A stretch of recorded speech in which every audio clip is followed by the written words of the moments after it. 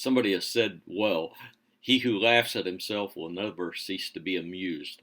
And I do that often, so it fills my day with some laughter. Sorry for the wrong announcement that just came through, and I hope you don't mind having a little extra email in your box.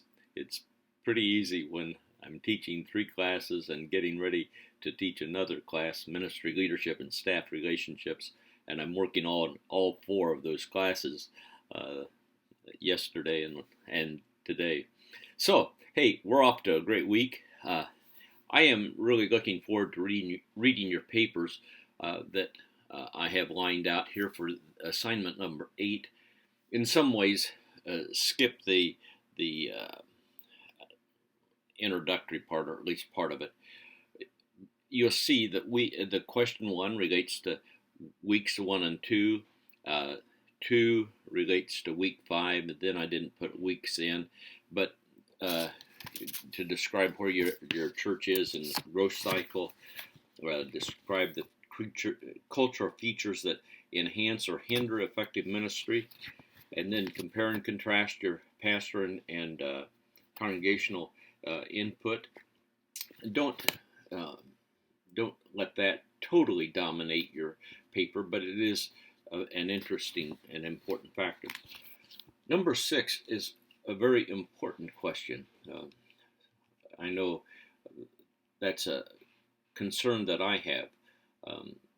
In one of our discussion boards, we talked about a new pastor should have asked some of these questions before he ever accepted the position, so he is understanding what ministry is going to be like in this new responsibility.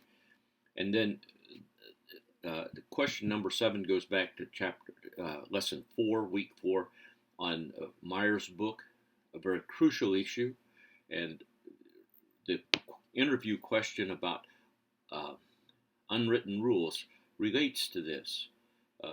If a person walks in and they encounter some of these unwritten rules and are embarrassed, they probably will not come back. If I have a crying baby, I'm just kind of irritatingly fussy, and I don't know the rule that if your child gets fussy, you need to walk out, and an usher comes up and taps me on the shoulder and says, would you take your child out? Probably we would walk out and not come back. But some of those unwritten rules are prime targets for a person to really be embarrassed. So how does the leadership stimulate deeper levels of belonging? Crucial question. And then a good discussion board, 2 or 3 observations or information that surprised you as you have gone back and analyzed the culture of your church. So the paper is saying, what did you learn in these 8 weeks? Tell me. So you have a lot of fun doing that, and it'll be a good, memorable project. I hope you will be able to share some of the insights that you've gained over the past weeks with your leadership and help them to be more sensitive to the reality that your church has a culture, and every person who attends has a culture. And how do we effectively minister across cultural lines? God bless you as you worship with His people this weekend. Oh, what a privilege it is to gather with God's people, to be encouraged, to pray, to sing, to hear the word proclaimed. Make the most of such blessed opportunities.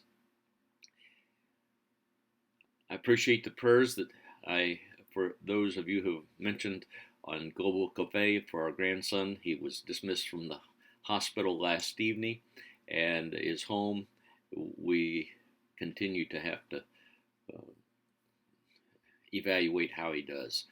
We don't know. They've changed medication, and we'll keep an eye on him over the next few weeks. It rises out of the use of cocaine and other hard drugs, illegal drugs, during his mother's pregnancy. So it's a complex issue. God bless you. and serve the King of Kings.